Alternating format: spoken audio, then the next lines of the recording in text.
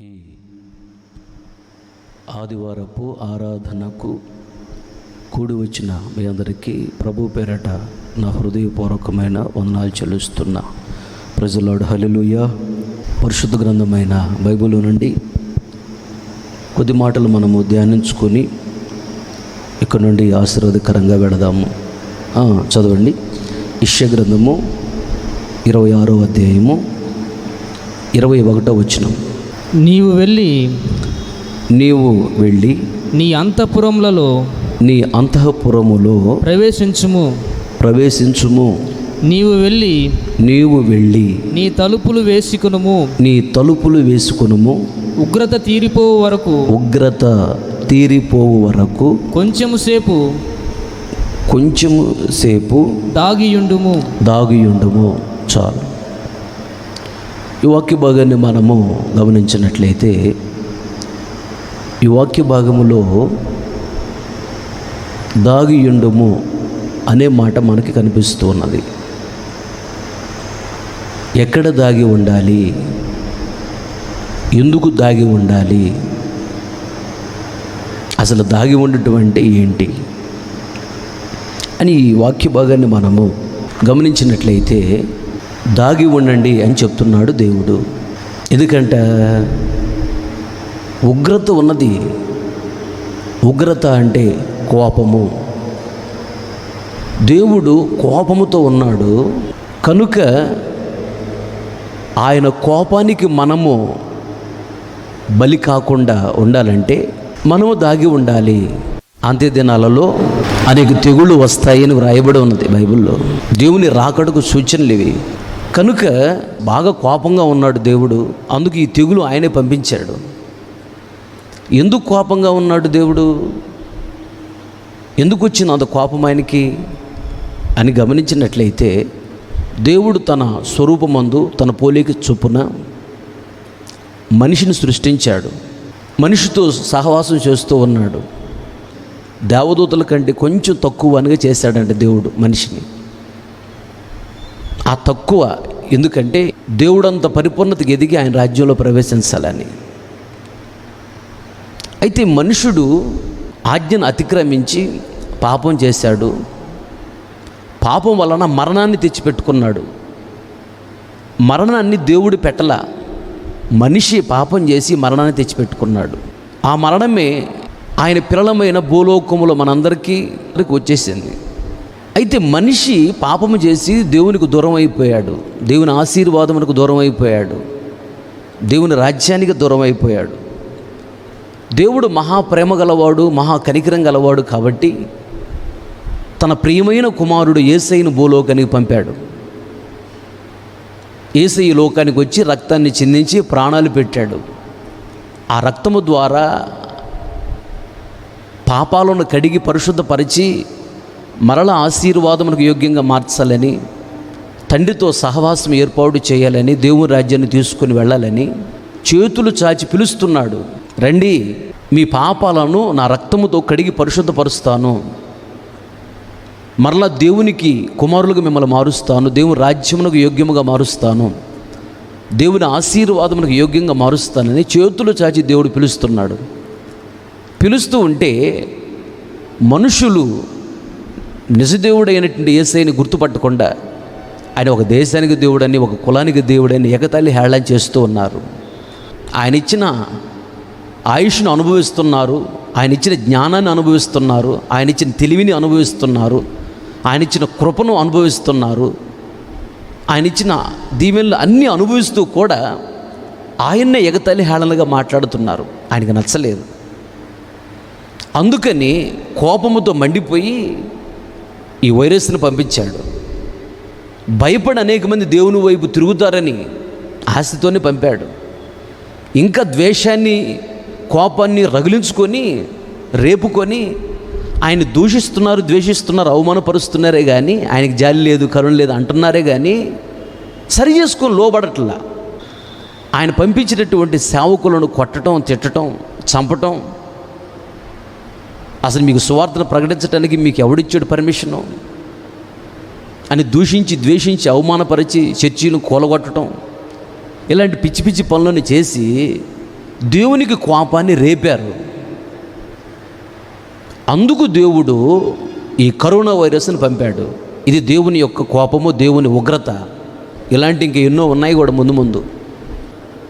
ఇప్పుడైనా సరే పశ్చాత్తాపడి, దేవా మేము పాపులము, మమ్మల్ని క్షమించండి, నీ రక్తముతో మా పాపాలు కడిగి పరిశుద్ధపరచండి, ఇంకెప్పుడు మేము పాపము చేయము, నువ్వు ఎలా చెప్తే అలా చేస్తాం, ఎలా నడిపిస్తే అలా నడుస్తామని ఎవరైతే దేవునికి లోబడతారో వారిని కరోనా వైరస్ ముట్టకుండా దేవుడు కాపాడుతాడు.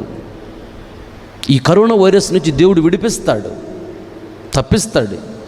ఈ వైరసే కాదు, ఏ రోగాలు రాకుండా దేవుడు కాపాడుతాడు, ఏ సమస్యలు రాకుండా దేవుడు కాపాడుతాడు, కాపాడి ఆయన రాజ్యంలో చేర్చుకుంటాడు. అయితే దేవుడు ఏమంటున్నాడంటే, నా దయ ఆయుష్కాలం ఉంటుంది, నా కోపము నిమిషం మాత్రమే. ఈ నిమిషం మాత్రం ఉండేటువంటి కోపానికి మీరు గురి కాకుండా మీరు దాగి ఉండండి. దేవునికి స్తోత్రం చెప్పాలని గట్టిగా హల్లెలూయా. కృతజ్ఞత కలిగి మనము పాపాలను విడిచిపెట్టి పరిశుద్ధమైన జీవితం చేస్తూ ఆయన రెక్కల క్రింద దాగి ఉండాలి. ఎందుకు కృతజ్ఞత కలిగి ఉండాలి అని గమనిస్తున్నట్లయితే, పోయిన సంవత్సరము సౌదీ అరేబియాలో ఆ రాజుగారి యొక్క తండ్రి పెద్ద వయసు, ఒకప్పుడు ఆయన రాజే, ఇంచుమించుకు 93 సంవత్సరాలు, అనారోగ్యానికి గురయ్యాడు. ఆయన హాస్పిటల్లో చేర్చారు. ఆక్సిజన్ పీల్చుకోవడం కష్టంగా ఉంటే ఆయనకి వెంటిలేటర్లు పెట్టారు. ఊపిరితిత్తులు చేయలేని పని ఈ వెంటిలేటర్ చేస్తుంది, లోపలికి ఆక్సిజన్ పంపిస్తూ ఉంటాయి. ఇంచుమించు 24 గంటలు ఆక్సిజన్ పెట్టారు. తర్వాత ఆయన కోలుకున్నాడు. ఇంటికి వచ్చేటప్పుడు బిల్లు వేశారు. ఆ బిల్లును చూసి కంటి నిండా నీళ్లు పెట్టుకుని ఏడుస్తూ ఉన్నాడు. అప్పుడు డాక్టర్ గారు అంటున్నాడు, అయ్యా రాజుగారు, ఒకప్పుడు రాజే కదా ఆయన, మీరు ఎందుకు ఏడుస్తున్నారు? బిల్లు ఎక్కువేసేమనా? మీరు పర్వాలేదు,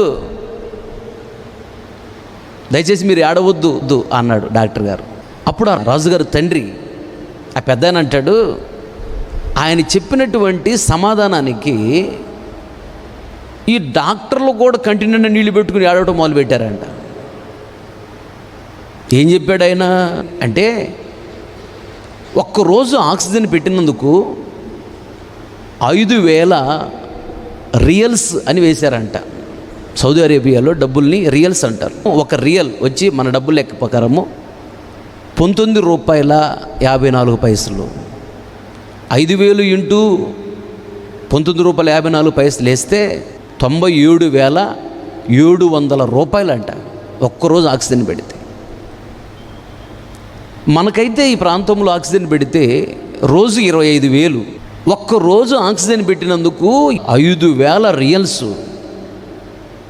ఎంత బిల్లేశారు కదా. ఇప్పుడు నా వయసు 93 సంవత్సరాలు. మరి చిన్నప్పటి నుంచి 93 సంవత్సరాలు దేవుడు నన్ను కాపాడాడు కదా, నాకు ఆక్సిజన్ ఇచ్చాడు కదా, ప్రాణవాయుని ఇచ్చాడు కదా పీల్చుకోవడానికి. మరి ఆయనకి నేను ఎంత డబ్బులు కట్టాలి? అందుకు ఏడుస్తున్నాను అన్నాడంట. ఆ మాట చెప్పగానే డాక్టర్లు కూడా కంటి నిండా నీళ్లు పెట్టుకొని వాళ్ళు తూకపడ్డారంట. నిజమే కదా, దేవుడికి మనం ఎంత రుణపడి ఉన్నాము, అసలు దేవుడికి మనం ఏం చేస్తున్నాం. అమెరికా శాస్త్రవేత్తలు మనిషి బ్రతుకున్నప్పుడు ఈ శరీరాన్ని వెలకట్టారు. కళ్ళకు ఒక విలువ, పళ్ళకు ఒక విలువ, కిడ్నీలకు ఒక విలువ, గుండె ఇంత అవుతుందని, ఊపిరితిత్తులు ఇంత అవుతాయని, మెదడు ఇంత అవుతుందని, ఇలా మన శరీరంలో అవయవాలకి వెలకట్టారు. ఎంతో తెలుసా? 3,60,00,000 అంట మనిషి బ్రతుకుంటే మనిషి విలువ. మనిషి చనిపోతే విలువ ఎంతో తెలుసా? ₹6.75 అంట. దేవుడు నాకేమిచ్చాడు అంటుంటారు. ఎంత విలువైనటువంటి అవయవాలు దేవుడు మనకి ఇచ్చాడో చూడండి. అయితే ఆయన బిడ్డలమైన మనతో దేవుడు ఏం చెప్తున్నాడంటే, నా కోపము భూప్రపంచం మీదకి వస్తుంది, ఈ కోపానికి బలి అవ్వకుండా మీరు దాగి ఉండండి అని చెప్తున్నాడు. ఆ పైన ఉంటుంది 20వ వచనం చూడండి. అక్కడ యెషయా గ్రంథం 26వ అధ్యాయము 20వ వచనం. నా జనమా ఇదిగో వారి దోషమును బట్టి అదుగో వారి దోషమును బట్టి భూ నివాసులను శిక్షించుటకు యెహోవా తన నివాసములో నుండి వెడలి వచ్చుచున్నాడు. చూసావా? మనుషులు పాపము చేసి విచ్చలవిడికి తిరుగుతూ దేవుణ్ణి దూషిస్తూ దేశిస్తున్నారు, అవమానపరుస్తున్నారు, కన్నీళ్ళు పెట్టిస్తున్నారు, కోపాన్ని రేపుతున్నారు. తట్టుకోలేక ఆయన నివాసాన్ని విడిచిపెట్టి వస్తున్నాడంట. కొన్ని వేల సంవత్సరాల క్రితం రాయబడిన మాటలు ఇవి. ఇప్పుడు నెరవేర్చబడుతుందా? దేవుని మాట ఎప్పుడు నిరర్ధకము కాదు. దేవుని వాక్యము తప్పిపోదు. మనుషుల యొక్క దోషాన్ని బట్టి, మనుషుల పాపాన్ని బట్టి దేవుడు దిగి వస్తున్నాడట శిక్షించటానికి. ఇప్పుడు అదే జరుగుతుంది. ఆ తర్వాత మాట చదువు అక్కడ. భూమి తన మీద చంపబడిన వారిని ఇంకనూ కప్పకుండా తాను త్రాగి రక్తమును బయలుపరచును. నీవు వెళ్ళి నీ అంతఃపురములో, అదుగో నీవు వెళ్ళి నీ అంతఃపురములో ప్రవేశించుము. నీవు వెళ్ళి నీ తలుపులు వేసుకొనుము. ఉగ్రత తీరిపో వరకు కొంచెం సేపు దాగియుండుము. చాలు. దేవునికి స్తోత్రం. చెప్పలు గట్టిగా హల్లెలూయా. మనుషులు చేసిన పాపాలను బట్టి దేవుడు కోపముతో రగిలిపోయి ఇలాంటివి పంపిస్తూ ఉన్నాడు.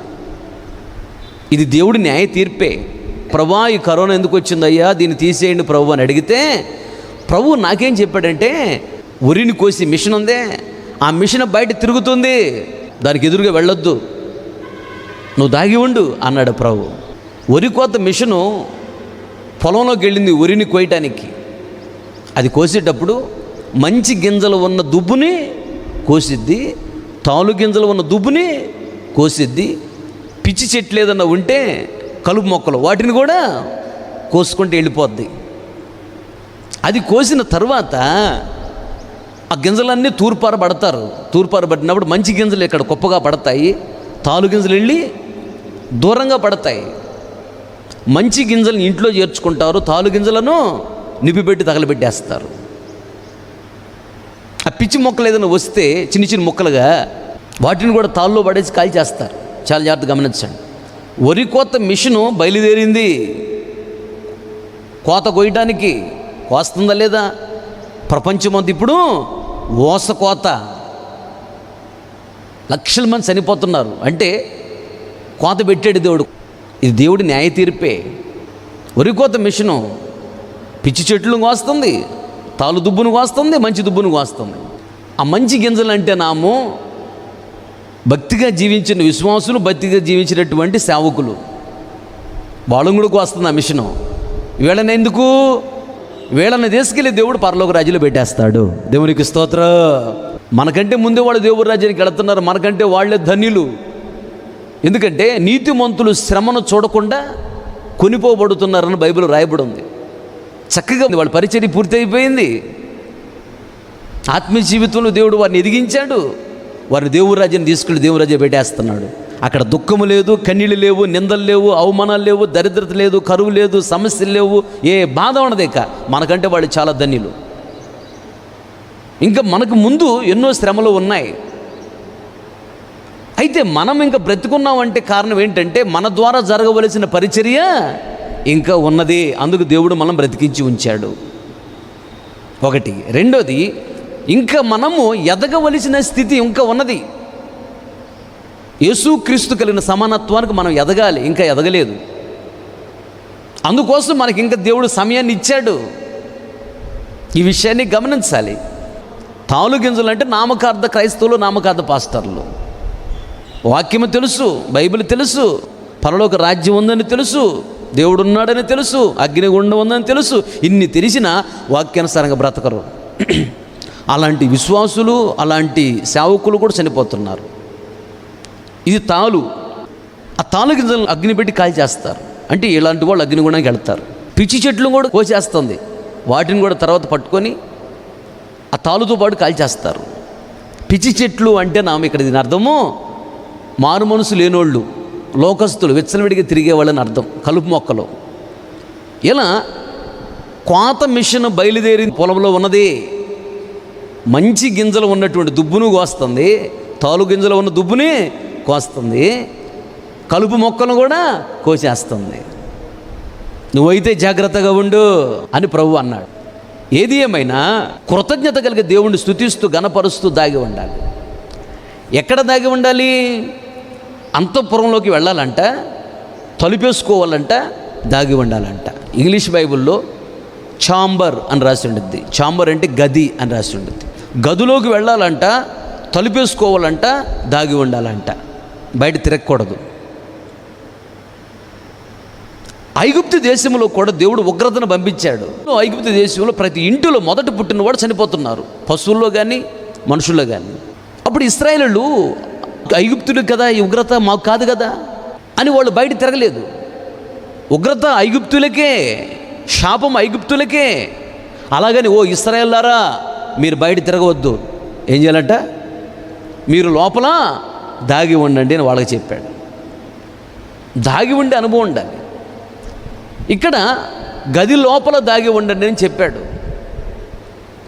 ఈ గది లోపల దాగి ఉండుట అంటే దాని అర్థం ఏంటంటే, గదికి ఎన్ని గోడలు ఉంటాయి?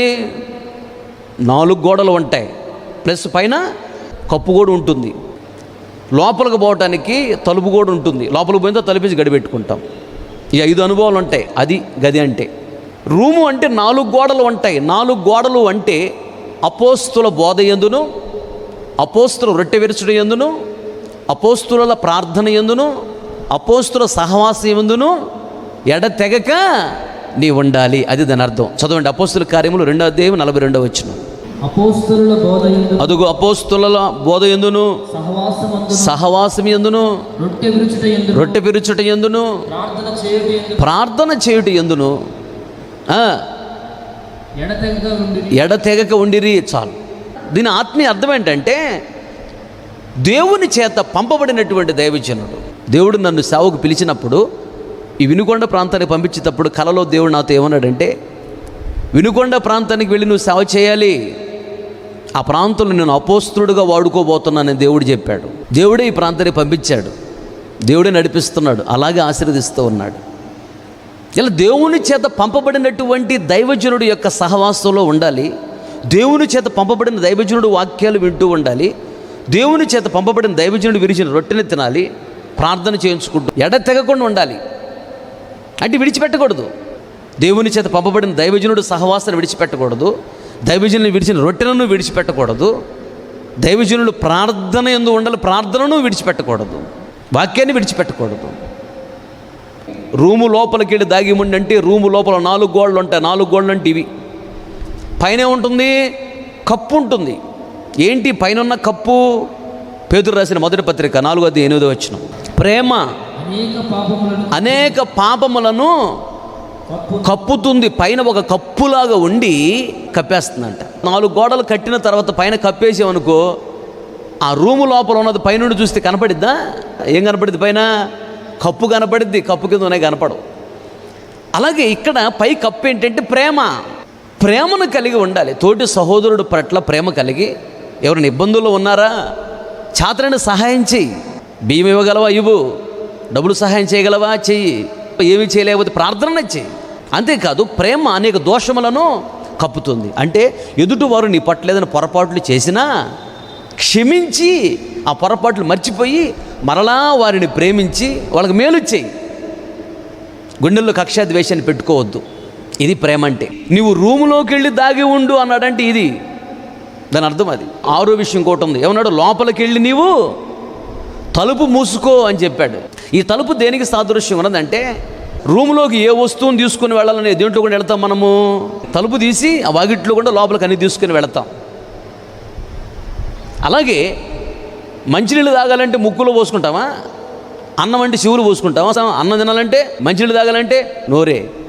చపాతీ తినాలన్నా నోరే, ఫ్రూట్స్ తినాలన్నా నోరే. ఈ లోపలికి పోవాలంటే మొత్తం ఏంటి? ముక్కులో కూడా చెవులు కూడా పంపిస్తామా? ఎట్లా పంపిస్తాము? నోటి ద్వారా పంపిస్తాం. ఇంట్లోకి వెళ్ళాలంటే తలుపు తీసుకొని లోపలికి వెళ్తాం. ఈ లోపలికి ఏది పోవాలని నోట్లో నుంచి పంపిస్తాం. అక్కడ డోరు వేసుకుని లోపల ఉండని చెప్పాడు. డోరు అంటే నోరు, నోటికి సాదృశ్యం. నోటిని అదుపులో పెట్టుకోవాలి. మనకు మాదిరిగా యేసయ్య ఉన్నాడు. యెషయా గ్రంథం 53వ అధ్యాయం 7వ వచనం. అతడు దౌర్జన్యమునందెను, బాధింపబడినను అతడు నోరు తెరవలేదు. ఆయన ఏం తప్పు చేయలా. కొట్టారు, తిట్టారు, కాలుతో తన్నారు, ముఖం మీద ఊశారు. వేసేప్పుడు ఏం చేశాడంట? వాడు ఒక్క అంతదంతా వేసి ఎగ్గి 2 కడదు తినాడు. చూడు ఏముందంటే అక్కడ, వదకు తేబడు వదకు తేబడు గొర్రె పిల్లయు గొర్రె పిల్లయు బొచ్చు కత్తిరించు కత్తిరించు వారి ఎదుట గొర్రెయు గొర్రెయు మౌనంగా ఉండునట్లు అతడు నోరు తెరవలేదు, ఆయన నోరు తెరవలేదు. చాలు. ఏ తప్పు చేయలేదు యేసయ్య. తిట్టారంట, కొట్టారంట, ఉమ్మూసారంట, కాలుతూ తన్నారు, చిత్రహింసలు చేశారు, ముళ్ళ కిరీటం పెట్టారు, భయంకరంగా కొట్టారు. ఎన్ని చేసినా నోరు తెరవలేదు, మౌనంగా ఉన్నాడంట. ఆయన నోరు మూసుకొని మౌనంగా ఉన్నాడు కాబట్టి ఇప్పుడు ఏం జరిగిందో తెలుసా? ప్రపంచమంతా ఇప్పుడు నోరు తెరిచి ఆయన్ని స్తుతిస్తున్నారు, ఆయన గణపరుస్తున్నారు, ఆయన మహిమపరుస్తున్నారు, ఆయన మాటకు లోబడుతున్నారు. అలాగే కొన్ని సందర్భాలలో నువ్వు తప్పు చేయకపోయినా నిన్ను తిడతారు, నిన్ను కొడతారు, నోటికొచ్చినట్టు మాట్లాడతారు. నువ్వు నోరు తెరవకూడదు. నువ్వు నోరు తెరిచావు అంటే నువ్వు దేవుని బిడ్డవు కాదు. యేసయ్య మనకు నేర్పించాడు, మనకు మాదిరిగా ఉన్నాడు. ఆయన నోరు తెరవలేదు. మీరు కూడా ఇలా ఉంటేనే నా వలే దీవించబడతారు, నా వలే గణపరచబడతారు, నా వలే ఆశీర్వదించబడతారు, నా వలే నా సింహాసనం మీద మీరు కూర్చుంటారు. నేను జయించాను కదా, నేను జయించి నా తండ్రి సింహాసనం మీద కూర్చున్న ప్రకారం జయించు అని నాతో కూడా నా సింహాసనం మీద కూర్చొని ఇస్తానని చెప్పాడు. జయించాలి. కొన్ని సందర్భాలలో ఇది నీకు పరీక్ష. నువ్వు ఎదుటి వారిని తిట్టకపోయినా, వాళ్ళ మీద సాడీలు చెప్పకపోయినా, వాళ్ళని అనకపోయినా దౌర్జన్యంగా నిన్ను అంటారు, తిడతారు, కొడతారు, నోటికొచ్చినట్టు మాట్లాడతారు. ఎన్ని అన్నా ఏది చేసిన దేవుడు నాకు మేలే చేస్తాడు, దేవుడు నాకు పొరపాటున కీడు చేయడు, దేవుడు చూస్తున్నాడు, ఒకరోజు ఆయనే న్యాయం తీరుస్తాడు అని నువ్వు మౌనంగా ఉండాలి. ఎదురు మాట్లాడకూడదు. అసలు నేను అన్నానా, చూసుకున్నారా, పొడుచుకున్నారా, అది చేద్దా, ఇది చేద్దారా, అసలు నీ ఎంత చూస్తా, నువ్వెంత నేనంత చూసుకున్నావరా, అసలు నీ బలం అంతా నా బలం అంతా చూసుకున్నావరా, అసలు ఎక్కడ రమ్మంటే చెప్పు, ఆడికి వస్తాను, నీ అంత చూరుస్తా, ఏమనుకుంటున్నావు అని మాట్లాడకూడదు. తప్పది. అది లోకస్తులు మాట్లాడతారు. మనం దేవుని బిడ్డలం. నువ్వు ఎంత భక్తి గలదానివో, ఎంత భక్తి గలవో ఇక్కడ కనపడిద్ది. ప్రభువా ఒకసారి నన్ను జ్ఞాపకం చేసుకోయ్యా అని తలదించుకొని ప్రార్థన చేసుకుంటావు ఉంటే దేవుడు ఏం చేస్తాడంట, ఎక్కడ తలదిస్తావు నీవు అక్కడే నీ తల ఎత్తి దేవుడు కనపరుస్తాడు. ప్రజలాడు హల్లెలూయా. భూలోకానికి వచ్చి యేసయ్య తలదించుకున్నాడు. ఇదే భూలోకములు తండ్రి తల ఎత్తి యేసయ్యను ప్రపంచమంతా గనపరిచాడు. దేవునికి స్తోత్రం, హల్లెలూయా. కనుక నీకు అన్ని సందర్భాల్లో న్యాయం జరగదు. యేసు ప్రభుకే న్యాయం జరగల, నీకు నాకు న్యాయం ఎట్ట జరిగిద్ది? అసలు నీది న్యాయమా? నన్ను ఎందుకు అన్నావు, నన్ను ఎందుకు తిట్టావు, నన్ను ఎందుకు కొట్టావు, నా మీద ఎందుకు చెప్పావు? అసలు కుక్కలు ఓరి కలుసుకుంటా ఉంటే చూడు, కాకులు ఎప్పుడన్నా కరుచుకోవడం చూసారా? కాకులు కొట్టుకొని చచ్చిపోవడం చూసారా? కుక్కలు కరుచుకుంటామండి. ఒక ముద్ద అన్నం ఎట్లా ఇసిరి ఒక కాగి ఒక ఇంటర్గా తిందు, అది అరుస్తామండి. ఎందుకు? కాకులు పిలిచిద్ది, రండి అన్నం కలిసి అని. కుక్కలు చూడు ఎట్ట కరుచుకుంటాయో. మనము కుక్కల్లాగా ఉండకూడదు, కాకుల్లాగా ఒక సహవాసం కలిగి ఉండాలి. అసలు ఏంది ఎవరు అసలు నోరు తెరిచి నువ్వు అడిగేవంటే నీకు అసలు భక్తి లేదని అర్థం. నువ్వు అసలు దేవుని రాజ్యానికి వెళ్ళలేవు, దేవుని దీవెనలు పొందలేవు, దేవుని బిడ్డవు కాదు అని అర్థం. కనుక ఈ కరోనా వైరసే కాదు, రకరకాల వైరస్లు వస్తాయి. ఇంకా ఉగ్రత పాలు కాకుండా, అగ్నిగుండానికి వెళ్లకుండా కాపాడబడి మనం దీవించబడి దేవుని రాజ్యంలో ప్రవేశించాలి అంటే నీవు రూములోకి వెళ్ళి దాగి ఉండు అంటున్నాడు దేవుడు. పైకప్పును కలిగి ఉండు. పైకప్పు అంటే ప్రేమ. ప్రేమ కలిగి ఎదుటివారు తప్పులను క్షమించి మరలా ప్రేమ కలిసిమెలిసి ఉండు. మౌనంగా ఉండాలి. నువ్వు మౌనంగా ఉంటే వాళ్ళందరూ నోరు తెరచి నిన్ను గణపరిచేటట్లుగా, నీ గురించి గొప్పగా చెప్పేటట్లుగా దేవుడు చేస్తాడు. నువ్వు చెప్పుకోవాల్సిన అవసరం లేదు, దేవుడే చేస్తాడు. దేవుడే సాక్ష్యం చెప్తాడు. నాకు చాలామంది గురించి దేవుడు సాక్ష్యం చెప్తూ ఉంటాడు. ఇది ఒక విషయం. రెండోదిగా ఇంకొక మాట కూడా నేను మీతో పంచుకుంటా, చాలా జాగ్రత్తగా గమనించాలి. సౌలు రాజు ఇశ్రాయేలుని పరిపాలన చేస్తున్నాడు. దావీదుని చంపాలని వెంటబడుతున్నాడు. 3 సార్లు సూటిగా చూసి ఈటి విసిరాడు. ఎందుకంటే సౌలు రాజును దేవుడే ఏర్పాటు చేశాడు రాజుగా. ఇజ్రాయెల్ మీద ఏర్పాటు చేస్తే 40 సంవత్సరాలు పరిపాలన చేశాడు సౌలు రాజు ఇశ్రాయేలును. 2 సంవత్సరాలు మాత్రమే దేవునికి ఇష్టమైన పరిపాలన చేశాడు. మిగిలిన 38 సంవత్సరాలు దేవుడికి ఇష్టం లేని పరిపాలన చేశాడు. కనుక 2 సంవత్సరాలు సౌలు రాజుకు దేవుడు తోడై ఉన్నాడు. ఆ తర్వాత 38 సంవత్సరాలు దేవుడు సౌలు రాజుని విడిచిపెట్టాడు. దేవుని దగ్గర నుంచి ఒక దురాత్మ వచ్చి సౌలు రాజు పట్టింది. ఆ దెయ్యం బట్టి అతను అల్లాడిస్తూ ఉన్నప్పుడు ఆ దెయ్యం నుంచి విడిపించేవాళ్ళు ఎవరైనా ఎదురు చూస్తున్నాడు. అప్పుడు దావీదుని తీసుకొని వచ్చారు. దావీదు చిన్న కుర్రోడు. దావీదు వచ్చి సితార వాయిస్తూ పాట పాడుతూ వర్షిప్ చేస్తే, ఆత్మను ఆనందిస్తే ఆ దెబ్బకు సౌలు రాజులో ఉన్న దెయ్యం పారిపోయేది, ఫ్రెష్గా తయారయ్యేవాడు. అలాంటి దావీదు ఆ ఇశ్రాయేలు దేశం మీదకి వచ్చినటువంటి గొలియాతును చంపేశాడు. అప్పుడు ఇశ్రాయేలు అందరూ దావీదు 10,000 కొలది, సౌలు రాజు 1,000 కొలది శత్రువులను హతము చేశాడు అని పాటలు పాడారు. సౌలు రాజు కదా, నచ్చల. నేను రాజు కదా, నేను 1000 మందిని చంపటం ఏంటి? అడాము గొర్రెలు కాసుకునే పిల్లాడు, వాడు 10,000 మందిని చంపటం ఏంటి వీళ్ళు వాడే పాటలు అని చెప్పేసి సౌలు రాజు వ్యసనం కలిగి దావీదును చంపాలని ప్లాన్ చేశాడు. దావీదు సితార వాయిస్తూ పాటలు పాడుతూ ఇలా ఊగుతూ వర్షిప్ చేస్తున్నప్పుడు సౌలు రాజు ఈటి తీసుకుని సూటిగా చూసి దావీదుకి విసిరేశాడు. అంతే. ఈయన ఆత్మలు ఆనందిస్తే ఇలా అనగానే ఆ ఈటిపై వెనక పొడుచుకుంది. అప్పుడు కళ్ళు తీసి దావీదు చూసాడు, ఏంటి శబ్దం అని. ఈట పడిపోయింది అక్కడ. ఇలా చూస్తే కోపంతో రగిలిపోతున్నాడు అక్కడ సౌలు రాజు. అలా 3 సార్లు ఈట విసిరాడు. దావీదు తప్పించుకున్నాడు. దావీదుకి అర్థమైంది, సౌలు రాజు నన్ను చంపాలనుకుంటున్నాడు అని. అప్పుడు దావీదు పారిపోయి ఏసెలు అనే బండ దగ్గర పొలములో దాగి ఉన్నాడు. చదవండి ఆ మాటలు. సమూయేలు మొదటి గ్రంథము 20:19. నీవు 3 దినములు ఆగి ఈ పని జరుగుచుండగా నీవు దాగి ఉన్న స్థలమునకు త్వరగా వెళ్ళి ఏసేలు అను బండ దగ్గర ఉండుము. గురుచూచి ప్రయోగించినట్టు నేను 3 బాణములను దాని ప్రక్కకు కొట్టి నీవు వెళ్ళి బాణములను వెదుకుమని ఒక పనివాడితో చెప్పుదును. చాలు. అయితే 24 వచనం చూడు అక్కడ. కాబట్టి దావీదు పొలములో దాగుకొనెను. చాలు. సౌలు రాజు చంపుతాడని భయపడి దావీదు పొలములో దాగి ఉన్నాడు. 24 వచనంలో ఉంది ఆ మాట. 19 వచనంలో ఏమన్నది? ఏసెలు బండ దగ్గర దాగి ఉన్నాడంట. చాలా జాగ్రత్తగా గమనించాలి. ఇప్పుడు ఈటి తీసుకొని తిరుగుతున్నాడు సౌలు. ఎవరిని చంపడానికి? దావీదుని చంపడానికి. దావీదు సౌలు యొక్క ఉగ్రత నుండి తప్పించుకోవాలంటే, సౌలు కోపం నుండి తప్పించుకోవాలంటే, సౌలు చేతిలో నుండి తప్పించుకొని బ్రతికి బట్టగట్టాలంటే దావీదు ఇప్పుడు ఎక్కడ ఉండాలి? దాగి ఉండాలి. ఎక్కడ దాగి ఉన్నాడు? ఏసెలు బండ దగ్గర దాగి ఉన్నాడంట. దాగి ఉన్నాడు కాబట్టి సౌలు రాజుకు దొరకలేదు. దావీదు కాపాడుకున్నాడు. సౌలు రాజు చనిపోయిన తర్వాత దావీదే రాజు అయ్యాడు. దావీదు బాగా గణపరచబడ్డాడు. 40 సంవత్సరాల పరిపాలన చేశాడు. వెళ్ళిన ప్రతి చోట జయం పొందాడు. గొప్పవాడయ్యాడు. మంచి పేరు సంపాదించుకున్నాడు. ప్రపంచమంతా ఈరోజు ఆయన గురించి గొప్పగా చెప్తున్నారు. ఆయన పిల్లలను దేవుడు ఆశీర్వదించాడు. సౌలు రాజుకు దూరమైనట్లుగా నా కృప, దావీదు నీకు నీ సంతానానికి నా కృప దూరం కాదు. ఆకాశం ఉన్నంత వరకు, భూమి ఉన్నంత వరకు నీ సంతానానికి నేను కృప చూపిస్తాను. నీ సింహాసనాన్ని స్థిరపరుస్తాను. ఇలా దావీదుని దేవుడు గొప్పగా దీవించాడు. దావీదు జీవితాన్ని దేవుడు మీ ముందు నుంచి మాట్లాడుతున్నాడు. దావీదుని ఘనపరిచినట్టు నేను ఘనపరచాలని, దావీదుకు చూపిన శాశ్వతమైన కృపను నీకు కూడా దేవుడు చూపించాలని, కృప చూపించి దావీదుని ఎంత గొప్పగా దీవించాడో అలా నిన్ను గొప్పగా దీవించాలని దేవుడు మాట్లాడుతున్నాడు. ఇప్పుడున్న దరిద్రత నీకు ఎలకాలం ఉండదు. ఇప్పుడున్న కన్నీళ్ళు నీకు ఎలకాలం ఉండవు. ఇప్పుడున్న అప్పులు నీకు ఎలకాలం ఉండవు. ఇప్పుడున్న రోగాలు నీకు ఎలకాలం ఉండవు.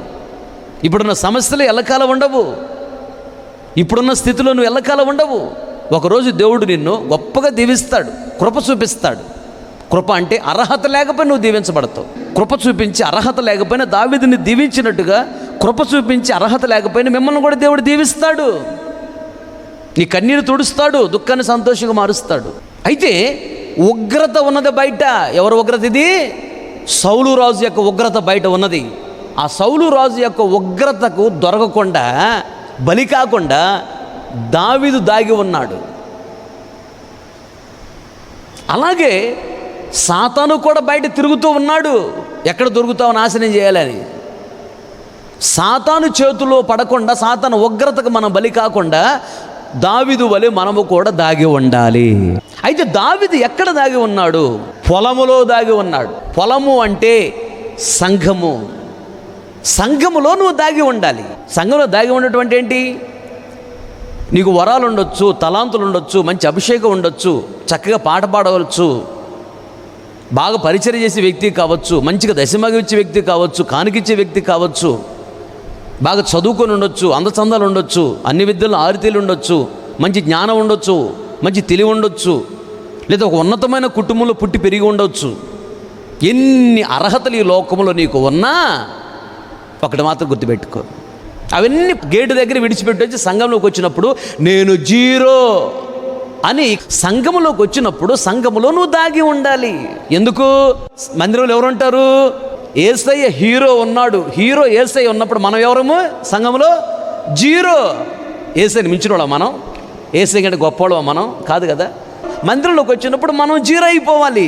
అంటే ఎన్ని ఉన్నా మనకి ప్రక్కన పెట్టి మనం బాగా తగ్గించుకుని నేను ఏ పార్టీ దాన్ని ఏ పార్టీ వాడను దాగి ఉండాలి. ఎందుకంటే సంఘములో లేదా మందిరంలో యేసయ్య హీరో, మనం జీరో. మన ఘనతలు మన గొప్పతనాలు ఎప్పుడు కనపడకూడదు ఇక్కడ. మన ఏ పార్టీ వాళ్ళం? ఇప్పుడు పెద్ద బోర్డు ఉంది ఇక్కడ, దీని మీద వరుసన ఇక్కడ ఆ దరి నుంచి ఈ దరి దాకా వరుసన సున్నాలు పెట్టా, ఒకదాని తర్వాత ఒకటి సున్నా పెట్టుకుని వచ్చా. వాటికి విలువ ఏమైనా ఉందా? విలువ లేదు. మన బ్రతుకు కూడా అంతే. ఆ ప్రక్కనే ఆ చివరన ఒక అంకేసా, అప్పుడు విలువ వచ్చిందా రాదా? ఎన్ని సున్నాలు ఉంటే అంత విలువ పెరిగిద్ది. 1, 10, 100, 1000, 10,000, లక్ష, 10 లక్షలు, కోటు, 10 కోట్లు, మిలియన్, 10 మిలియన్లు, తర్వాత ట్రిలియన్, ఇక 100, 1000, లక్షలు అట్లా అనుకుంటే వెళ్ళిపోలేక మనం. అక్కడ ఒకటి లేకపోతే ఎన్ని సున్నాలన్న విలువ లేదు. ఆ ఒకటి ఉంటే చాలు ఆ సున్నాలకు విలువ పెరిగింది. ఆ సున్నా అంటే మన బ్రతుకు, ఒకటి అంటే యేసయ్య. యేసయ్య లేకపోతే మన జీవితానికి విలువే లేదు. ఒక్కసారిగానే ఆయన ఈ ఆక్సిజన్ను ఆపేసాడా? ఏమైనా ఉందా? ఇప్పుడు చచ్చిపోతున్న వాళ్ళందరూ కరోనా నుంచి ఎలా చనిపోతున్నారు? గాలి పీల్చుకోలేకపోతున్నారు. వాళ్ళకి పెట్టడానికి ఆక్సిజన్ లేదు. ఆక్సిజన్ లేక చనిపోతున్నారు. వెంటిలేటర్లు ఖాళీ లేవు. అక్కడ వెంటిలేటర్లు హాస్పిటల్లో 50 ఉంటే పేషెంట్లు 5,000 మంది ఉంటున్నారు. చూడండి, ఒక్కసారి దేవుడు గాలి ఆపేశాడా? ఇంకేమైనా ఉందా? మనకి ఇంకే పార్టీ వాళ్ళని చెప్పండి. లోకస్తులు ఉన్నారే, లోకస్తులు రక్షణ లేనటువంటి వాళ్ళకి అసలు వాక్యం అంటే తెలియదు, బైబిల్ అంటే తెలియదు. వాళ్ళు అసలు నీ కులం ఏంటో తెలుసా? అసలు నువ్వు చదువేంటో తెలుసా? అసలు నీ అందం ఏంటి? నీ డబ్బులు ఏంటి? నీ బంగారం ఏంటి? అసలు నీ విలువేంటి? నువ్వేంటి అని ఓరకి నీకు డబ్బా కొడతా ఉంటారు. వాళ్ళకి వాక్యం తెలియదు, దేవుడేంటి తెలియదు. సంఘములో యేసయ్య హీరో. ఆయన సర్వలోకాన్ని సృష్టించి సృష్టికర్త. మనల్ని బాగా తగ్గించుకొని ఆయన బాగా గణపరచాలి. అందరికంటే నేనే గొప్పగా ఉండాలి, అందరి మీద నేనే పెత్తనం చేయాలి, అసలు పాస్టర్ గారి మీద కూడా నేనే పెత్తనం చేయాలి, నేను చెప్పినట్టు పాస్టర్ గారు వినాలి. తప్పది. ఏ సంఘములో అయితే పాస్టర్ గారి మీద విశ్వాసులు పెత్తనం చేస్తారో పాస్టర్ గారు విశ్వాసులు మొత్తం కలిసి నరకానికి పోతారు. ఏ సంఘములో అయితే దేవుడి మాట విని దైవజనుడు నడుచుకోవాలి, దైవజనుడి మాట విని విశ్వాసం నడుచుకోవాలి. అప్పుడు దైవజనుడు సంఘము దేవుని రాజ్యంలో ఉండిద్ది, వాళ్ళని ఆశీర్వదించబడతారు. పొలములో దావీదు దాగి ఉన్నాడంట. కనుకనే దాగి ఉన్న దావీదుని తీసుకొచ్చి సింహాసనం మీద కూర్చుండబెట్టి ప్రపంచమంతా దేవుడు కనపరిచాడు. కొత్తగా నేను ఇన్ఛార్జ్ అయిన పాలకులలో అప్పుడు ప్రభు నాకు ఇచ్చాడు ఈ వాగ్దానం, నీవు దాగి ఉండు, తగిన సమయంలో నేను బాగా ఇచ్చిస్తానన్నాడు. దాగి ఉండు నేర్పించి ప్రభు ప్రార్థన చేసుకుంటూ అలాగే దాగి ఉంటూ ఉన్నాను. దేవుడే నన్ను జ్ఞాపకం చేసుకొని ఆశీర్వదిస్తూ వచ్చాడు. దాగి ఉండాలి పొలములో, అంటే సంఘములో. నీకు ఎన్ని అర్హతలు ఉన్నా ఆ గేటు దగ్గర పెట్టి రావాలి. లోపల రాగానే నేను జీరో, నేను ఏ పార్టీ దాను, నేను ఏ పార్టీ వాడను అని చాలా తగ్గించుకొని కనపడకూడదు, అన్నిగి మనిగి ఉండాలి. దాగి ఉండటం అంటే దాగి ఉన్నది కనపడిద్దా? ఉదాహరణకి ఇదిగో ఈ తాళంచి మీకు కనపడుతుందా? కనపడుతుంది. ఇప్పుడు కనపడుతుందా? కనపడుతుందా? లేదు. ఎందుకని? లోపల నేను దాచిపెట్టాను. దాగి ఉన్నది తాళం చెవి, దాగి ఉంది కాబట్టి కనపడదు. అలాగే నీవు కూడా దాగి ఉండటం నేర్చుకోవాలి. కూరలో మొట్టమొదట నన్నే నీరు పడుతూ ఉండదు వరకే. ఏంటిది? అది కరివేపాకు. అది ఈగలు చిటపట అబ్బో ఏం ఎగిరిది, నేను ఉన్నాను ఇక్కడ అన్నట్టుగా. చూసావని నేను వచ్చిన తర్వాత చూడండి శబ్దం వచ్చింది అన్నట్టుగా అయిపోయిందా? అలాగే దాంట్లో ఎండ పప్పు సరిపోయి కరివేపాకు ఏం చేసిద్ది? పైన పైకి వచ్చిద్ది. పైనే ఉండాలి, నేనే మెయిన్, అసలు పైన ఉండాలి. ఉప్పు మాత్రం దాయిగా ఉంటుంది, కనపడదు. ఎంత కరివేపాకు ఉన్నా ఉప్పు లేకపోతే చూడని తింటాడా? అన్నేసి చూడు, నన్నేసి చూడందంట. ఉప్పు దాగి ఉండిద్ది. కరివేపాకు దాగి ఉండదు. ముందు నన్ను వేయనిద్ది, సర్లే తాలింపు గింజలు దాన్ని వేస్తారు, ముందు ఉప్పు ముందే వేయరు. తినేటప్పుడు కూడా కరివేపాకు పక్కన పెడతారు చూడు, ఉప్పుని పక్కన పెడతారు. తినేటప్పుడు పప్పులో వేసిన ఉప్పుని తీసి పక్కన పెడతావా? పెట్టలేవు. కరివేపాకుని తీసి పక్కన పెడతాం, పక్కన పెడితే ఆనందం అంటాం. ఇలా పారాణ అరణ్యంలో దాగి ఉన్నప్పుడు ఒక్క పూట కూడా భోజనంలోకి అడుక్కున్నవాడు దావీదు. అలాంటి దావీదు పొలములో దాగి ఉన్నాడు, రాజును చేశాడు దేవుడు. 13 లక్షల మందికి భోజనం పెడుతున్నాడు. చూడు ఎంత గొప్పడయ్యాడు, ప్రపంచమంతా కనపరచబడ్డాడు. దావీదు ఒక చిన్న పొరపాటు చేసినప్పుడు దేవుడు ఏమన్నాడంటే, దావీదు మీ వంశానికి ఎల్లప్పుడు యుద్ధాలే అన్నాడు. ఇజ్రాయెల్ దేశంలో ఇప్పుడు కూడా యుద్ధాలే, భయంకర యుద్ధం జరుగుతుంది. అప్పుడు దావీదు ఏడ్చి ప్రార్థన చేశాడు రాత్రంతా. దేవుడు ఏమన్నాడు తెలుసా? దావీదు, సరే నువ్వు చేసిన పొరపాటును బట్టి యుద్ధాలు జరుగుతాయి మీ వంశానికి అని చెప్పానా? మీ పిల్లలకి ఎప్పుడు యుద్ధాలు జరుగుతాయని చెప్పానా? అయితే ఒకటి, నేనే తోడుగా ఉండి విడిపిస్తానని చెప్పాడు. ఇన్ని యుద్ధాలు వచ్చినా దేవుడే విడిపిస్తూ ఉన్నాడు. దేవునికి స్తోత్రం. చెప్పలు గట్టిగా హల్లెలూయా. ప్రపంచంలో ఎవ్వరికి లేని టెక్నాలజీ ఇజ్రాయెల్కి ఉంది. అంత జ్ఞానం ఇచ్చాడు వాళ్ళకి. చూడు వాళ్ళకున్న టెక్నాలజీ ఏంటంటే, ఎదుటి వాళ్ళు వేల కొలది రాకెట్లను పంపించారు, ఒక్కడ కూడా ఇజ్రాయెల్ దేశంలో పడదు. భూమి మీద పడక మునిపే ఈ ఇజ్రాయెల్ రాకెట్లు వెళ్ళి ఆకాశంలో ఆ రాకెట్ని పేల్చేస్తాయి. వీళ్ళ దగ్గరుండి మళ్ళీ ఆ రాకెట్ని పంపించాల్సిన అవసరం లేదు. అక్కడ వాళ్ళ రాకెట్ బయలుదేరింది అనగానే సెకండ్స్లో పైన తిరుగుతున్న రాడార్స్ వెంటనే కింద ఉన్న సిస్టానికి ఇన్ఫర్మేషన్ పంపిస్తాయి. వెంటనే ఈ సిస్టమ్ స్పందించి అది ఎక్కడైనా దూరంగా మనుషులు లేని చోట పడుతుందిలే అని, దానివల్ల ఏ నష్టం లేదని కూడా వదిలేసిద్ది. అది వచ్చి ఊరిలో పడుతుంది, బిల్డింగ్ లేని కూలిపోతుంది అని దీనికి తెలిసిందా? ఈ సిస్టమ్ వెంటనే రాకెట్ని స్పందించింది, నువ్వులే అని. అప్పుడు వెంటనే రాకెట్ వెళ్ళిపోయి ఆ రాకెట్ని ఆకాశాన్ని పేల్చేసింది. కొన్ని రాకెట్లు అయితే ఆ రాకెట్ని తిప్పి మళ్ళీ వాళ్ళ దేశంలోకి పంపిస్తుంది అంట. కొన్ని రాకెట్లు వెళ్ళి ఆ రాకెట్ని పట్టుకుని తీసుకుని సముద్రంలో పడేస్తుంది అంట. ఒక్కడ కూడా ఇజ్రాయెల్ దేశం పట్టల్లా వేల కొలది రాకెట్లు పంపించారు. ఇజ్రాయెల్కి ఏ నష్టం లేదు. అలాంటి మిషనరీ ఏర్పాటు చేశారు. ఎయిర్ డిఫెన్సీ సిస్టమ్ అంటారు. ప్రపంచంలో ఆ టెక్నాలజీ ఎవరికి లేదు. మళ్ళీ దాన్ని ఐరన్ డోమ్ అంటారు. ఇప్పుడు మనకు ఉదాహరణ పైనంతా రేకులు వేసుకున్నామా, వర్షం పడితే మన మీద పడిద్దా? ఎండ మన మీద పడిద్దా? రాళ్ళు ఎవరు నేస్తే మన మీద పడతాయా? ఏమీ పడవు. కారణం పైన చూడు అలా రేకులు ఒక డోములాగా ఏర్పాటు చేసుకున్నాం. దావీదును బట్టి, దావీదు సంతానాన్ని చూడు దేవుడు ఎలా దీవిస్తున్నాడు, ఎలాంటి జ్ఞానాన్ని ఇచ్చాడు వాళ్ళకి. చాలా జాగ్రత్తగా గమనించాలి. కారణము దావీదు భక్తిని బట్టి. దావీదులో ఉన్న భక్తి ఏంటంటే, ఏమీ లేనప్పుడు కూడా, అప్పటికి దావీదు ఏమీ లేనాడు అంటానికి లేదు. అప్పటికి సింహాన్ని చంపున్నాడు దావీదు, ఎలుగుబంటిని చంపాడు దావీదు. ఎవడన్నా ఎలుగుబంటిని చంపగలడా? సింహాన్ని మనిషి చంపగలడా? అయినా దావీదు ఎవరికి చెప్పలా. రాజు సైతం చంపలాకు లోపల పోయి కూర్చున్నాడు ఏడుస్తా. చిన్న కుర్రవాడు దావీదు వచ్చి గొలియాతును చంపేశాడు. ఎలుగుబంటి సింహాన్ని చంపిన సంగతి ఎవరికి చెప్పలా. చూడండి ఎంత దాగి ఉన్నాడు. ఎప్పుడు చెప్పాడు?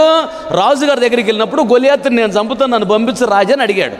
అప్పుడు సౌలు అంటాడు, ఇగో చిన్నడా, గొర్రెలు కాసిన కుర్రవాడు బాబు, నీకేం తెలుసు, వాడు మామూలుడు కాదు. గొలియాతు అనేవాడు యుద్ధ వీరుడు, యుద్ధ నైపుణ్యం కలిగిన వాడు. అసలు వాడు బలం ఏంటి, వాడు జ్ఞానం ఏంటి అనుకుంటున్నావు, వాడు శక్తి ఏమనుకుంటున్నావు, వాడు పరాక్రమం కలిగినట్టు యుద్ధ వీరుడు, వాడుతూ నువ్వేరు పోరాడుతూ చిన్నపిల్లడు రా నువ్వు అన్నాడు. అప్పుడు చెప్పాడు, రాజా నేను చిన్నపిల్లనే కానీ రాజా దేవుడు నాకు తోడే ఉన్నాడు. అడవిలో నా తండ్రి గొర్రెలను నేను కాస్తున్నప్పుడు ఒకరోజు సింహం వచ్చింది, గొర్రె పిల్లని తీసుకుని వెళుతుంది. దేవుడు తన శక్తి చేత నన్ను నింపాడు. పరిగెత్తుకుంటూ వెళ్ళి సింహాన్ని పట్టుకొని దాన్ని నోరు చీల్చి అవతల పడేసి గొర్రె పిల్లని తీసుకుని వచ్చా. ఒకసారి ఎలుగుబండి వచ్చింది, ఎలుగుబండి కూడా చంపా. ఈడంతా రక్షణ అయినటువంటి వాడు, వాడును కూడా ఆ సింహం ఎలుగుబంటి వాళ్ళు దేవుడు చంపేస్తాడు, నా చేతికి అప్పగిస్తాడు, నన్ను పంపించన్నాడు. అసలు అప్పుడు దాకా సింహాన్ని ఎలుగుబండి చంపిన సంగతి ఎవరికి తెలియదు. దావీదు సాక్ష్యం చెబితేనే విన్నాం. సాక్ష్యం అది గొప్ప కొరగా చెప్పులా. మళ్ళీ అంటే చూడు ఎంత దాగి ఉంటాడో చూడు. అతను సాక్ష్యం చెప్పేటప్పుడు చెప్పాలి, తప్పలేదు. నేను చెప్తుంటే అప్పుడప్పుడు రోగాల నుంచి విడుదల పొందిన, క్యాన్సర్ నుంచి విడుదల పొందిన ఉన్నారు, ఎయిడ్స్ నుంచి విడుదల పొందిన ఉన్నారు మందిరంలో. ఇది నా గొప్పతనం కాదు, నేను వీరుని ఎప్పుడు చెప్పను, నేను జీరో. ఆయన సంఘాన్ని అభివృద్ధి చేయడానికి ఇదంతా యేసయ్య చేశాడు. ఇది యేసయ్య శక్తి, యేసయ్య బలం. ఆయన లేకపోతే మనం ఏం చేయలేం. ఇదంతా ఆయన బలము, ఆయన శక్తి, ఆయన జ్ఞానం, ఆయన కృప. ఇదంతా మనదేమి లేదు, మన జీరో, ఆయన హీరో. దేవునికి స్తోత్రం. దావీదు దాగి ఉండే అనుభవం చూడండి. అంత యుద్ధ నైపుణ్యం, యుద్ధ పరాక్రమం కలిగిన వాడు, రోషం కలిగిన వాడు, ఇండు కూడా దాగి ఉన్నాడంట పొలంలో. సౌలును చంపలేడా? చంపగలడు, కానీ చంపకుండా దాగి ఉన్నాడు. అలాగే నీకు ఎన్ని ఉన్నా, ఎన్ని నైపుణ్యతలు ఉన్నా, సంఘములోకి వచ్చినప్పుడు నేను ఏ పాటి దాన్ని ఏ పాటి వాడనని దాగి ఉండాలి. ఎక్కడ నీ ఈ ఆధిపత్యం కనపడకూడదు. పొలములో దాగి ఉన్నాడు దావీదు ఒకటి. రెండోది ఏసెలు బండ దగ్గర దాగి ఉన్నాడంట. వినండి జాగ్రత్తగా. ఏసెలు అంటే ఎడబాపు అని అర్థం. ఎడబాయటం అంటే అర్థం ఏంటి? దూరముగా ఉండుట అని అర్థం. బండ అంటే క్రీస్తు. ఏసెల బండ దగ్గరగా ఉన్నాడంట దావీదు. ఏసెల బండ దగ్గర ఉన్నాడంటే ఎడబాసిన దేవునికి దావీదు దగ్గరగా ఉన్నాడంట. ఎవరికి ఎడబాసాడు ఈ దేవుడు? ఎవరికంటే అమాలేకుల మీద యుద్ధానికి వెళ్ళు నాయన, మొత్తాన్ని చంపిరా, ఏమి చేసుకొచ్చుకోవద్దు నాయన అని సౌలు రాజును పంపిస్తే బలమైన పొట్టేళ్లను బలమైన ఎద్దులను తీసుకొచ్చుకున్నాడంట. ఎందుకు తెచ్చావంటే నీ దేవునికి బలి ఇవ్వడానికి అంటున్నాడు. అప్పుడు దైవజనుడు సమూయేలు అంటాడు, సౌలు రాజా, ఒక వ్యక్తి పొట్టేళ్ళు క్రొవ్వు అర్పించుట కంటే దేవుని మాట వినుట శ్రేష్టము కాదా? అప్పుడు వెంటనే సౌలు రాజు అంటాడు దైవజనుడితో, నేను చేసిన తప్పేలే, మనుషులు భయపడి పనిచేసేలే అన్నాడు. చూడండి, సౌలు రాజు మనుషులకు భయపడుతున్నాడు కానీ దేవుడికి భయపట్ల. దైవజనుడు ద్వారా దేవుడు మాట్లాడాడు కదా, దైవజనుడు మాట దేవుడు మాట అని దేవుడికి భయపట్ల, దైవజనుడు మాటకు భయపట్ల, మనుషులకు భయపడ్డాడంట. అప్పుడు దైవజనుడు అంటాడు, సౌలు రాజా, దేవుడు నిన్ను విడిచిపెట్టాడు అన్నాడు. అంటే దేవుడు సౌలు రాజుని ఏం చేశాడు? ఎడబాశాడు. చదవండి ఆ మాటలు. సమూయేలు రాసిన మొదటి గ్రంథం 15:26 వచనం. అందుకు సమూయేలు, నీతో కూడా నేను తిరిగి రాను, నీవు యెహోవా ఆజ్ఞను విసర్జించితివి గనుక ఇశ్రాయేలీయుల మీద రాజుగా ఉండకుండా యెహోవా నిన్ను విసర్జించినని చెప్పి, యెహోవా నిన్ను విసర్జించాడు, దేవుడు నిన్ను విడిచిపెట్టాడు. అంటే దేవుడు ఇప్పుడు నీకు దూరమయ్యాడు, దేవుడు నిన్ను ఎడబాశాడు. ఆ క్రింద చదివితే 35 వచనంలో సౌలు బ్రతికిన దినములన్నిటను సమూయేలు అతని దర్శింప వెళ్ళలేదు. అదుగో సౌలు బ్రతికినంత కాలం సమూయేలు ఇంక ఎప్పుడు ఆయన దగ్గరికి వెళ్ళలేదు. ఒకటి, దేవుడు ఎడబాశాడు సౌలు రాజుని. రెండోది, దైవజనుడు కూడా ఎడబాశాడు. మూడోది, సౌలు రాజును ఎడబాసినటువంటి దేవునికి దావీదు దగ్గరగా ఉన్నాడు. అంటే సౌలు రాజుకు దావీదు కూడా ఎడబాశాడు. నా దేవుడే దూరంగా ఉన్నాడు అతనికి, నేను ఎందుకు దగ్గరగా ఉంటాను? నేను కూడా దూరంగానే ఉంటాను. దైవజనుడు కూడా దూరంగానే ఉన్నాడు సౌలు రాజుకి, నేను కూడా దూరంగానే ఉంటానని చెప్పి దావీదు దూరంగా ఉన్నాడు. అప్పుడు దేవుడే అంటాడంటే దావీదుతో, దావీదు, సౌలు రాజుని నేను ఎడబాశాను, నీవు కూడా సౌలు రాజును విడిచిపెట్టి దూరంగా ఉన్నావు, ఎడబాసావు, నాకు దగ్గరగా ఉన్నావు, కనుక నా కృప నిన్ను ఎడబాయదు.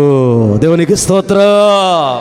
ఆ చదువు నా మాటలు. సమూయేలు రాసిన 2వ గ్రంథము 7వ అధ్యాయము 15-16 వచనాలు. నిన్ను స్థాపించుటకై నేను కొట్టివేసిన సౌలు, అదుగో నేను కొట్టివేసిన సౌలు రాజును నా కృప దూరమైనట్లు అతనికి నా కృప దూరము చేయను. అదుగో నీకు చూపిస్తున్నాను కృప దావీదు, నీ కుమారుడు కూడా కృప చూపిస్తా, అలాగే నీ సింహాసనాన్ని స్థిరపరుస్తా, అనగా నీ వంశములో ఉన్న వాళ్ళకి ఎల్లప్పుడూ నా కృప చూపిస్తూనే ఉంటాను.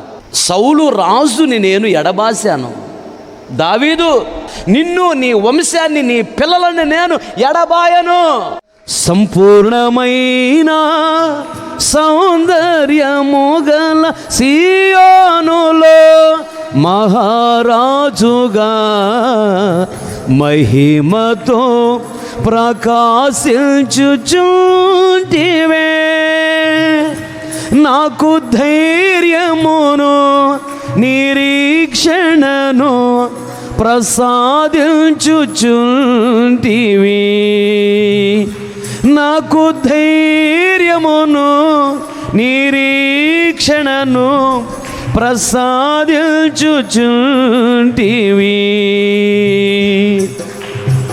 సంపూర్ణమైన సౌందర్యము గల సీయోనులో, గట్టిగా చప్పట్లు కొడుతూ ఆమేన్. నీ జ్ఞాపకాలలో చెదరక నేనుండుటయే నా ధన్యత. నీ జ్ఞాపకాలలో చెదరక నేనుండుటయే నా ధన్యత. నా మొక్కుబడులను మరచిపోక చేయుట నా బాధ్యత. నా మొక్కుబడులను మరచిపోక చేయుట నా బాధ్యత. ఎవ్వరు చూపని నీ ప్రేమ చాలును నా బ్రతుకులో యేసయ్యా. ఎవ్వరు చూపని నీ ప్రేమ చాలును నా బ్రతుకులో యేసయ్యా. సంపూర్ణమైన సౌందర్యము గల సీయోనులో. ఆమె దావీదు పొలములో దాగి ఉన్నాడు. ఉగ్రత తీరేంత వరకు దాగి ఉండాలి. సౌలు ఉగ్రతతో వస్తున్నాడు. దావీదు పొలములో దాగి ఉన్నాడు. ఏసెల బండ దగ్గర దాగి ఉన్నాడు. ఏసెల్ అంటే ఎడబాసిన, బండ అంటే క్రీస్తు దేవుడు. సౌలు రాజుకి ఎడమగా ఉన్నటువంటి దేవునికి దగ్గరగా మనం ఉండాలి. సౌలుకి దగ్గర ఉండకూడదు. సౌలు అక్రమంగా ప్రవర్తిస్తున్నాడు. సౌలు దేవుని మాట వినటం లేదు. సౌలు తనకిష్టం వచ్చినట్టు ప్రవర్తిస్తున్నాడు. అలాంటి వాళ్ళకి దావీదు దగ్గరగా లేడు. దైవజనుడు కూడా సౌలుకి దగ్గరగా లేడు. దేవుడు కూడా సౌలుకి దగ్గరగా లేడు. దేవుని మాట వినని వాడికి దేవుడు దూరంగా ఉంటాడు, ఎడమాస్తాడు. దావీదు కూడా దేవుని మాట విననటువంటి వ్యక్తికి దగ్గరగా ఉండడు, దూరంగా ఉంటాడు. దేవునికి దగ్గరగా ఉంటాడు. ఏసెల బండ దగ్గర ఉన్నాడంటే అది. సౌలుకి దేవుడు ఎందుకు దూరం అయ్యాడు? 15:24 చదువు ఇప్పుడు. సౌలు జనులకు జడిసి, ఆ జనులకు జడిచి వారి మాట వినినందున, వారి మాట వినినందున నేను యెహోవా ఆజ్ఞను మీ మాటలను మీరి పాపము తెచ్చుకుంటుని. చాలు. ఒకటి, సౌలు రాజు అంటున్నాడు దైవజనుడితో, దైవజనుడా, మనుషులకి భయపడి మనుషుల మాట విన్నా, దేవునికి భయపడలేదు. దేవుని ఆజ్ఞను నేను వినలా. దైవజనుడా, నీ మాట కూడా నేను వినలా. వినక ఏం చేశాడంటే ఇప్పుడు పాపము చేశాడంట. నేను పాపము చేశాను అంటున్నాడు. ఏంటి ఆయన చేసిన పాపం? జనాలకు భయపడుతున్నాడంట కానీ దేవుడికి భయపడలేదంట. మనుషులకు భయపడుతున్నారు చాలామంది, దేవుడికి భయపట్ల. సమస్యలకు భయపడుతున్నారు, దేవుడికి భయపట్ల. రోగాలకు భయపడుతున్నారు, దేవునికి భయపట్ల. అప్పులకు భయపడుతున్నారు, దేవునికి భయపట్ల. కరోనాకు భయపడుతున్నారు, దేవునికి భయపట్ల. సమస్యలకి, సాతానికి, రోగాలకి, కరోనాకి భయపడేవాడు దేవునికి భయపడడు. ఇది ఒక సీక్రెట్. దేవునికి భయపడేవాడు సాతానికి భయపడడు. దేవునికి భయపడేవాడు సమస్యలకు భయపడడు. దేవునికి భయపడేవాడు కరోనాకు భయపడడు. దేవునికి భయపడేవాడు దేనికి భయపడ్డాడు. ఎందుకంటే నువ్వు దేవునికి భయపడితే దేవుడు నీకు తోడై ఉంటాడు. సమస్యలకు నిన్ను భయపడనివ్వడు. నువ్వు సమస్యలకు భయపడుతున్నావు అంటే, సాతానికి భయపడుతున్నావు అంటే నువ్వు దేవునికి భయపడటం లేదని అర్థం. నువ్వు దేవునికి భయపడే వ్యక్తి అయితే సాతానికి భయపడవు, సమస్యలకు భయపడవు, కరోనాకి భయపడవు, ఏ రోగానికి భయపడవు, ఏ తెగులుకి భయపడవు. సౌలు రాజు మనుషులకు భయపడుతున్నాడు, దేవుని మాటకి భయపడలా. దావీదు దేవునికి భయపడేవాడు, మనుషుల మాటకి భయపడడు. మనుషులకు భయపడి నీవు దేవునికి భయపడకుండా దేవుని ఆజ్ఞను ప్రక్కన పెడుతున్నావు. మనుషులు ఏమైనా అనుకుంటారేమో, వినకపోతే వాళ్ళు బాధపడతారేమో, ఇంటికి రారేమో, పలకరేమో, దూరం అయిపోతారేమో. దైవజనుడు మాటను ప్రక్కన పెట్టేస్తున్నావు, మనుషులకు భయపడుతున్నావు. మనుషులకు భయపడకూడదు, నువ్వు దేవునికి భయపడాలి, దేవుని ఆజ్ఞకు భయపడాలి, దైవజనుడు మాటకు భయపడాలి. అప్పుడు దేవుడు నిన్ను ఆశీర్వదిస్తాడు. ఇలా మనుషులకు భయపడి దేవునికి భయపడట్లేదు కదా, అలాంటి వారిని దేవుడు ఎడబాస్తాడు, విడిచిపెడతాడు. దేవుడు ఎవరినైతే ఎడబాస్తాడో దావీదు కూడా వాళ్ళని ఎడబాస్తాడు. దేవుడు ఎవరితో స్నేహం చేయడో దావీదు వాళ్ళతో స్నేహం చేయడు. దేవుడు ఎవరితో మాట్లాడాడో దావీదు కూడా వాళ్ళతో మాట్లాడాడు. దేవుడు ఎవరికి దూరంగా ఉంటాడో దావీదు కూడా వాళ్ళకు దూరంగా ఉంటాడు, దేవునికి దగ్గరగా ఉంటాడు మళ్ళీ. అందుకని దావీదు దేవుడు అన్నాడు, సౌలుని నా కృప ఎడవాసింది, నిన్ను నీ వంశాన్ని నా కృప ఎడబాయదు. గట్టికి చప్పలు కొడుతూ దేవుడు నామమున మహిమపరచండి. ప్రైజ్ ది లార్డ్, హల్లెలూయా. దేవుడు వాళ్ళతో లేడు అని నీకు తెలిసిందా, నీవు కూడా వాళ్ళకు దూరంగా ఉంటే మంచిది. దేవుడు వాళ్ళతో స్నేహం చేయట్లేదు నీకు తెలిసిందా, నీవు కూడా వాళ్ళతో స్నేహం చేయకపోవడం మంచిది. దేవుడు వాళ్ళతో మాట్లాడడం నీకు తెలిసిందా, వాళ్ళతో నువ్వు కూడా దూరంగా ఉండి తక్కువ మాట్లాడడం మంచిది. దేవుడు వాళ్ళని ఎడబాసాడని నీకు తెలిసిందా, నీవు కూడా వాళ్ళని ఎడబాసి వాళ్ళకు దూరంగా ఉంటే మంచిది. అప్పుడే నువ్వు దగ్గరగా ఉంటావు దేవునికి. దావీదు వలె దేవుడు నిన్ను నీ పిల్లలను దేవుని కృప దేవుడు ఎడబాయడు. శాశ్వతను కృప చూపించి నిన్ను నీ కుటుంబాన్ని దేవుడు గొప్పగా దీవిస్తాడు. ప్రైజ్ ది లార్డ్, హల్లెలూయా. మోకరించండి, ప్రార్థన చేసుకుందాం. ప్రేమగల తండ్రి, జీవముగల యేసయ్య, సర్వశక్తి కనికరం గల దేవా, నీకు స్తోత్రం స్తోత్రం స్తోత్రం. నువ్వెంతైనా నమ్మదగిన దేవుడవు తండ్రి. ఈ మధ్యాహ్న కాల సమయంలో ఆత్మస్వరూపిగా మా మధ్యకు నువ్వు దిగివచ్చి మీ దాసుడుగా నన్ను మరుగుపరచి సంఘముతో బహు తేటగా సూటిగా మీరు మాట్లాడిన ప్రతి మాటను బట్టి నీకు స్తోత్రాలు చెల్లిస్తున్నాను. ఆదరిస్తూ, ఓదారుస్తూ, బలపరుస్తూ, తృప్తిపరుస్తూ, సేద తీరుస్తూ, హెచ్చరిస్తూ మీరు మాట్లాడినందుకు స్తోత్రమయ్యా. ఉగ్రత తీరిపో వరకు కొంచెం సేపు దాగి ఉండము అని మీరు మాట్లాడుతున్నారు దేవా. కోపంతో మీరు వస్తున్నారు.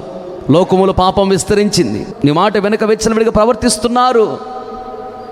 కృతజ్ఞత లేకుండా ప్రవర్తిస్తున్నారు. నీ సేవకులను తిడుతూ, ద్వేషిస్తూ, దూషిస్తూ, చంపుతూ, చర్చిలను కూలగొడుతూ ఘోరముగా ప్రవర్తిస్తున్నారు. తట్టుకోలేక కోపముతో రగిలిపోతూ ఉగ్రతతో ఈ కరోనా వైరస్ని మీరు పంపారు. అది మేము నమ్ముతున్నాం. అయితే నీ కోపం నిమిషం మాత్రమే ఉంటుంది దేవా, నీ దయ ఆయుష్కాలం ఉంటుందని మీరు చెప్పారు ప్రభువా. ఈ కరోనా వైరస్ను తరిమి కొట్టండి, అందరినీ క్షమించండి, పాపం నుంచి విడిపించండి అయ్యా, కనికరించండి, ఆశీర్వదించండి అయ్యా. అతి త్వరలో విశ్వాసులతో మేము కలిసి నేను స్తుతించడానికి, ఘనపరచడానికి, మహిమపరచడానికి సహాయం చేయమని అడుగుతున్నామయ్యా. కోపము తరగిలిపోయి మీ ఉగ్రతను పంపిస్తున్నారు. కొంచెం సేపు రూములో దాగి ఉండాలని మీరు మాతో మాట్లాడారు. అనగా అపోస్తుల బోధలో, సహవాసంలో, రొట్టె విరుచుటలో, ప్రార్థన చేయడం యందు ఎడతెగకుండా ఉండి, విడిచిపెట్టకుండా ఉండి, ప్రేమ అనే పై కప్పును కలిగి ఉండి, డోరు అనే నోరును మూసుకొని మౌనంగా ఉండాలని, ఇలా కనపడకుండా లోపల దాగి ఉండాలి.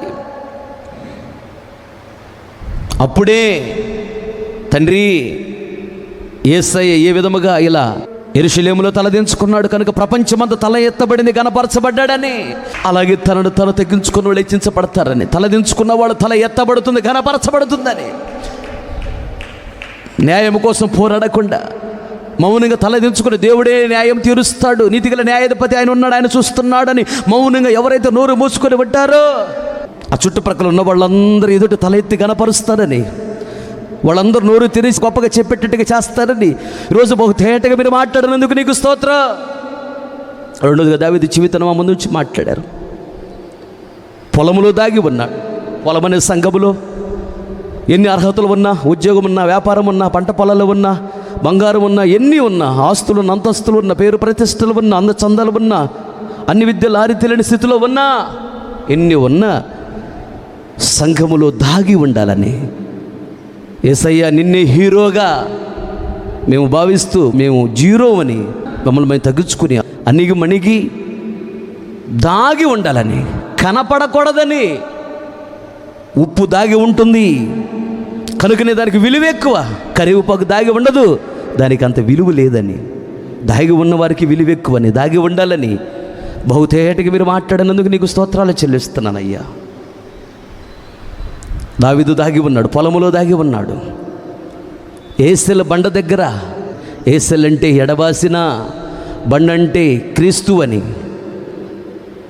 మాట వినలేదని, అక్రమంగా ప్రవర్తిస్తున్నాడని సౌలు రాజుని యేసయ్యా మీరు ఎడబాశారు. నీవు ఎడబాసినటువంటి సౌలుని దావీదు కూడా ఎడబాశాడు.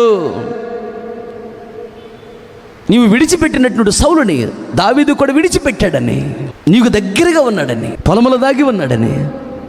అందుకని దావీదునికి ఎడబాయన కృప చూపించానని, దావీదు వంశానికి ఎడబాయన కృప చూపించానని ఈరోజు తేట తెల్లగా మీరు మాట్లాడినందుకు స్తోత్రం. మీరు ఎవరినైతే విడిచిపెడుతున్నారో, ఎవరినైతే తృణీకరిస్తున్నారో, ఎవరికైతే దూరముగా ఉంటున్నారో, మేము కూడా వాళ్ళని తృణీకరించాలి, వాళ్ళకు దూరంగా ఉండాలి, వాళ్ళతో సహవాసం చేయకూడదని, నీకు దగ్గరగా ఉండాలని. అప్పుడే ఎడబాయని కృప నీ ద్వారా మేము పొందుకుంటామని, మేము దీవించబడతామని, దావీదు వలె గణపరచబడతామని, దావీదు వలె హెచ్చించబడతామని, దావీదు వలె ఆశీర్వదించబడతామని, దావీదు జీవితాన్ని మా ముందు బహు తేటగా మీరు మాట్లాడినందుకు నీకు స్తోత్రం. ఇత్తబడిన వాక్యం వృధా కాకూడదు అన్న ప్రతి గుండెలో వాక్యాన్ని స్థిరపరచండి, వాక్యానుసారమైన జీవితం అనుగ్రహించండి. ఈ వాక్యం వింటున్న ప్రతి బిడ్డను బహుగా దీవించండి, వాళ్ళ జీవితం అద్భుతాలు చేయండి, ఆశ్చర్యకాలు చేయండి, ఆత్మకార్యాలు చేయండి. ఎక్కడైతే మౌనంగా ఉండి తలదించుకుంటున్నారో అక్కడ తల ఎత్తి గణపరచండి. ఎక్కడైతే మౌనంగా ఉన్నారో ఆ ప్రాంతంలో అందరూ నోరు తెరిచి ఈ బిడ్డల గురించి గొప్పగా చెప్పేటట్లుగా చేయమని అడుగుతున్నాను. అయ్యా స్తోత్రం, స్తోత్రం. దావీదుని గణపరిచినట్లుగా దేవా ఈ బిడ్డలను గణపరచమని అడుగుతున్నా. దావీదుని హెచ్చించినట్టు బిడ్డల్ని హెచ్చించండి. దావీదుకి ఎడబాయిన కృప చూపించినట్లుగా, దావీదు వంశానికి ఎడబాయిన కృప చూపించినట్లుగా ఈ వాక్యాన్ని మీరు సరి చేసుకునే బిడ్డలకు కూడా ఈ ఎడబాయిన కృప చూపించి వారిని కూడా గొప్పగా దీవించండి. అయ్యా దావీదు వలె దాగి ఉండే అనుభవము, యేసయ్య వలె దాగి ఉండే అనుభవం నేర్పించండి, ఆశీర్వదించండి. బయలుదేరి పెడుతుండగా మీ సరైన సమకను తోడుగుంచండి. సకాల క్షేమంగా మేము చేర్చండి. ఘనమైన నామానికి మాత్రమే మహిమ తెచ్చుకోమని యేసు నామములో అడిగి వేడుకొనుచున్నాము తండ్రి, ఆమేన్. తండ్రి అయిన దేవుని ప్రేమ, కుమారుడైన యేసుక్రీస్తు వారి కృప, పరిశుద్ధాత్మని అన్యోన్య సహవాసము, సన్నిధి సముఖం చేరిన మనకును ప్రపంచంలోని సకల కోటి పరిశుద్ధులందరికను, మరియు ముఖ్యంగా వాక్యాన్ని మీరు తీర్మానం చేసుకున్న ప్రతి ఒక్కరు దృష్టి ఉంచి ఆశీర్వదించి అంతవరకు దేవుడు నడిపించునుగాక. ఆమేన్. హల్లెలూయా. మీ అందరికీ నా హృదయపూర్వకమైన వందనాలు చెల్లిస్తున్నాను.